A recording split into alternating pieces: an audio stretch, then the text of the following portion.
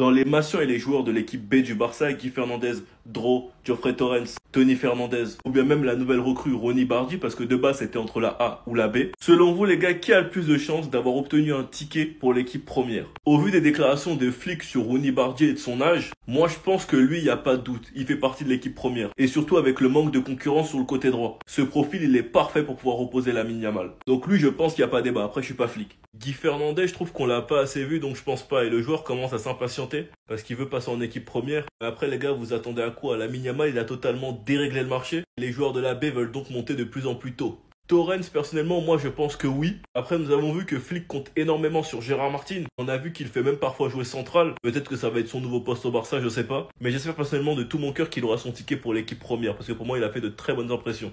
Maintenant, Dro et Tony Fernandez, les chouchous de Flick. Franchement, les gars, je suis perdu parce que je trouve qu'ils ont fait de très bonnes impressions. Mais que le problème au Barça en attaque, c'est grave bouché. Et Dro, pour son âge et son développement, il a besoin de jouer. Donc bon, franchement les gars, moi je sais pas, j'ai juste qu'une hâte, c'est de voir qui il a gardé. Les votes n'ont pas été faits encore, mais suite à la guerre qu'il y a entre Ter Stegen et la direction du Barça, De Jong pourrait devenir capitaine numéro 1. Une situation qui pour moi je trouve très embarrassante, sachant que c'est deux amis. Et qu'en plus de ça, De Jong, ainsi que plein d'autres joueurs, Gavi, Koubarsi, Ferran, Rafinha, l'ont défendu constamment le capitana. Attendez, bougez pas, je vous explique. Les capitaines pour la saison 2024-2025, c'était Ter Stegen, Araujo, De Jong, Rafinha, Pedri. Et suite à la guerre qu'il y a entre la direction du Barça et Ter Stegen, et surtout à sa longue période d'indisponibilité, le brassard de capitaine pourrait lui être retiré. De Jong est le premier candidat pour être nommé premier capitaine de Barcelone si Ter Stegen est démis de ses fonctions. Il sera suivi par Rafinha, Araujo, Pedri, et du coup le nouveau qui pourrait s'ajouter dans cette liste pourrait être Gavi ou Inigo. De Jong numéro 1, ça pourrait enlever un poids à Araujo. On sait qu'Araujo veut revenir en puissance, veut revenir à son prime. Donc il pourrait avoir un poids en moins si De Jong est capitaine numéro 1. Sachant que je trouve que cette saison, il a eu du leadership.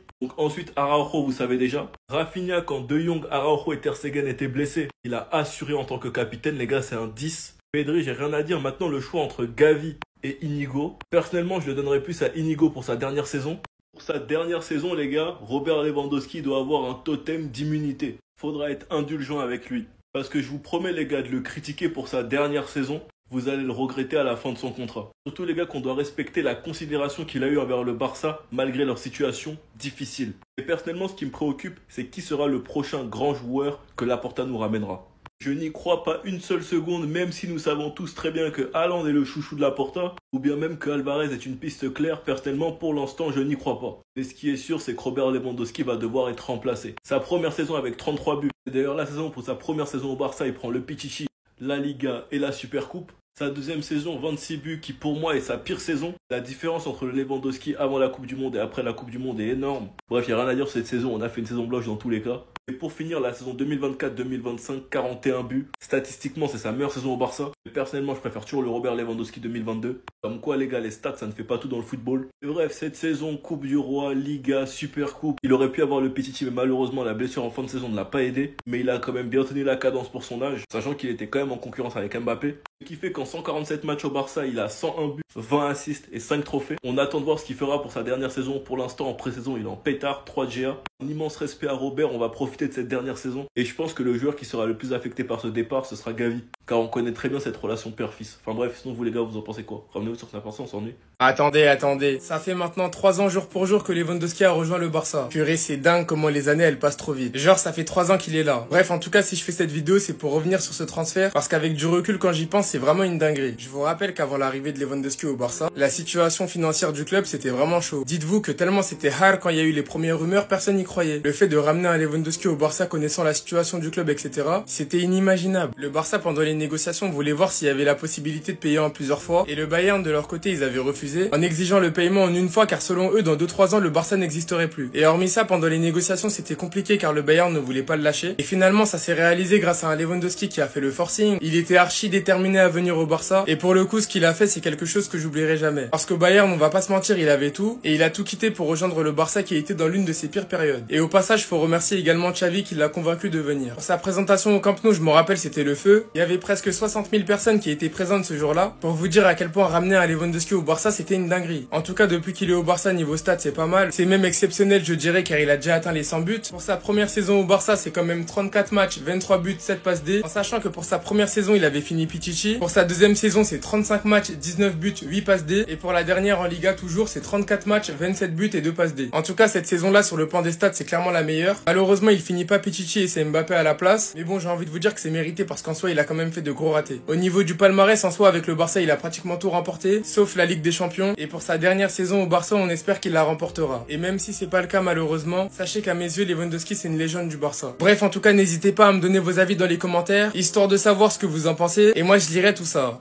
Laporta qui appelle les journalistes pour nous rassurer, du moins essayer, parce que le Barça va pas retourner au Montjuïc cette saison, c'est ce qui se dit. Non, moi je refuse d'y croire tant que je ne vois pas officiellement que le Camp Nou c'est vraiment bon. Parce que des douilles on en a mangé de la part de Laporta. Vraiment celui-là, aujourd'hui d'ailleurs c'est un anniversaire, ou du moins jour pour jour on va dire. Bref, c'est pas le sujet.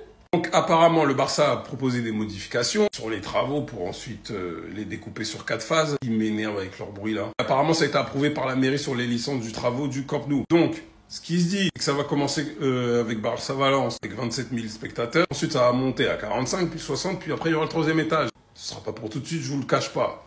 Mais n'empêche, un président d'un club du standing du Barça est arrivé, a fait une vidéo officielle pour dire qu'on revenait le dimanche, du coup, prochain, pour ensuite rétro-pédaler et venir dire qu'en fait c'était une manière de mettre la pression à la mairie de Barcelone et aux travailleurs parce que lui et son staff ont constamment la pression.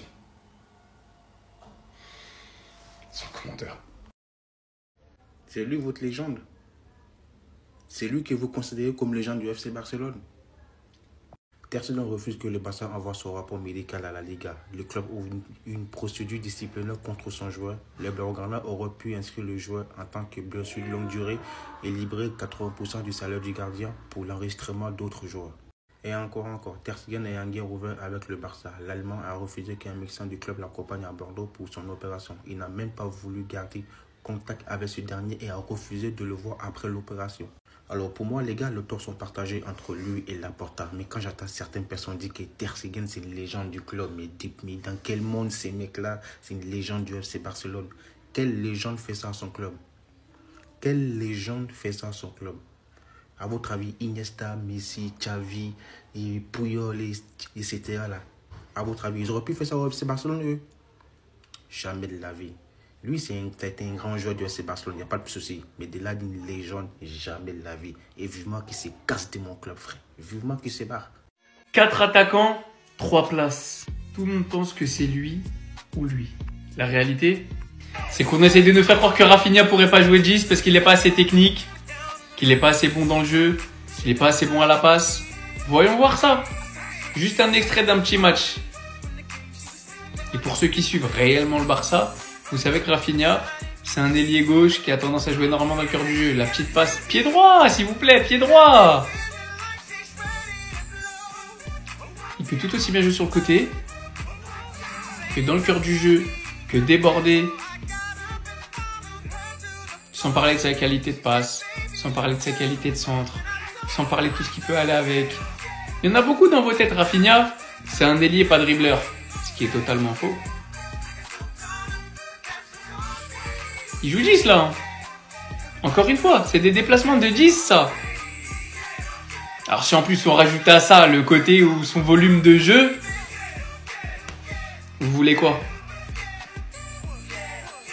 Rafinha est l'un des joueurs la saison passée à avoir réussi le plus de passes clés qui amènent du danger dans la planète. Hein.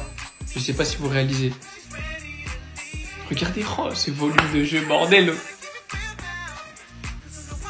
En fait, ce joueur, c'est le joueur le plus complet du monde, je crois. Offensivement. Ailier, 9, 10, je suis sûr qu'il serait capable de jouer piston.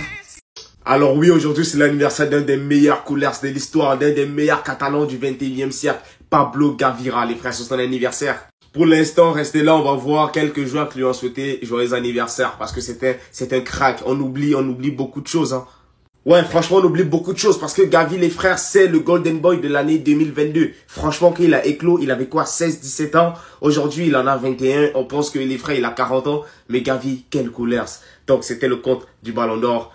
Par la suite, Aymeric Laporte qui lui a souhaité joyeux anniversaire. Dani Olmo qui lui a souhaité joyeux anniversaire. Ronny Bardi, le nouveau, qui a souhaité Happy Birthday. Lewandowski qui a souhaité joyeux anniversaire. On a le supposé Ballon d'Or qui lui a souhaité joyeux anniversaire. On a l'équipe d'Espagne, la Roja, qui lui a souhaité joyeux anniversaire. Marcus Rashford aussi qui lui a acheté joyeux anniversaire. Rafida Diaspeloli. Joao Cancelo, les frères. Regardez Joao Cancelo, il a envie de revenir. Monsieur Arauro. Surtout le crack Lamine Yamal. Donc n'oubliez pas les frères, n'oubliez pas la Liga aussi, qui est Gavi. Et la saison qui va nous pondre. Soyez prêts. Les joueurs du Barça sont très énervés à cause de deux choses et ils l'ont déjà fait savoir à Hansi Flick. Écoute bien, je t'explique tout ça. Alors avant d'entrer dans le vif du sujet, je précise déjà que les joueurs du Barça ne sont pas énervés contre Hansi Flick, mais plutôt contre la direction. Voilà, je préfère préciser. La première raison, eh bien, c'est tout simplement parce que les joueurs n'ont pas apprécié certains déplacements qui ont été faits pendant cette tournée asiatique. Ils sont notamment très énervés du retour entre Daegu, la ville où ils ont joué leur dernier match, et Barcelone, puisqu'il y a notamment eu un voyage en bus de 4 heures avant d'enchaîner sur cet avion, sur ce vol de 13 heures jusqu'à Barcelone. Donc c'était un voyage interminable qui s'est pas fait dans les meilleures conditions selon les joueurs du Barça. Ils estiment qu'ils ont voyagé comme un petit club. Voilà, c'est les mots qui ont été prononcés par des gros joueurs de l'équipe. Je vous mets la source, voilà, le journal AS qui explique notamment que ce voyage a été presque infernal pour certains joueurs. Et donc forcément, les cadres de l'équipe, eh bien, ils se sont plaints auprès du Hansi Flick. Donc voilà, je précise encore une fois, les joueurs n'ont rien contre Hansi Flick. Au contraire, s'ils sont allés vers lui pour se plaindre, c'est qu'ils ont confiance en lui. Mais voilà, ils ont la rage contre les organisateurs du voyage et la direction. Et la deuxième raison qui explique l'énervement de pas mal de joueurs du Barça, on en avait déjà parlé rapidement, c'est ce qui se passe avec Ter Stegen. Les joueurs considèrent que le Barça, la direction du Barça, est injuste envers Ter Stegen et qu'elle ne le traite pas comme il faut. Vous savez que la direction du Barça fait tout pour le mettre à la porte, que le Barça va aussi lui retirer le brassard de capitaine, mais les joueurs du Barça, ils sont du côté de l'Allemand. Et c'est un sujet très sensible et qui en énerve plus d'un dans le vestiaire.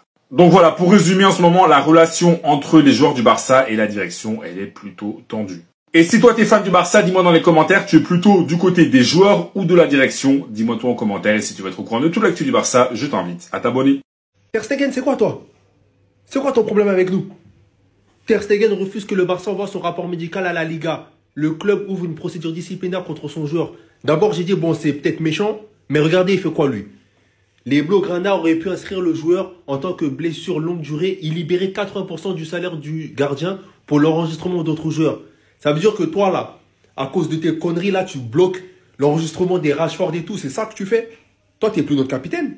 Ça, c'est pas un comportement de capitaine. Si on veut plus de toi, pourquoi tu veux forcer de... On te garde? On veut plus. On a le droit de plus vouloir. Il y a d'autres joueurs plus jeunes. Toi aussi, il faut savoir laisser sa place. Mais toi, tu es là, tu veux gâter notre argent, tu veux gâter qu'on ne peut pas enregistrer. C'est quoi ton problème avec nous? Moi, je Ter Stegen. Jusqu'à là, on avait respect parce que tu es le capitaine. Mais là, c'est pas une histoire de capitaine. Là, c'est une histoire que tu es contre nous. Wesh. Tu sais très bien qu'on galère, on n'a pas d'argent. On galère tous les ans à enregistrer les joueurs. 80% de ton salaire aurait pu enregistrer d'autres joueurs. Ter Stegen, toi, t'es devenu bizarre, hein.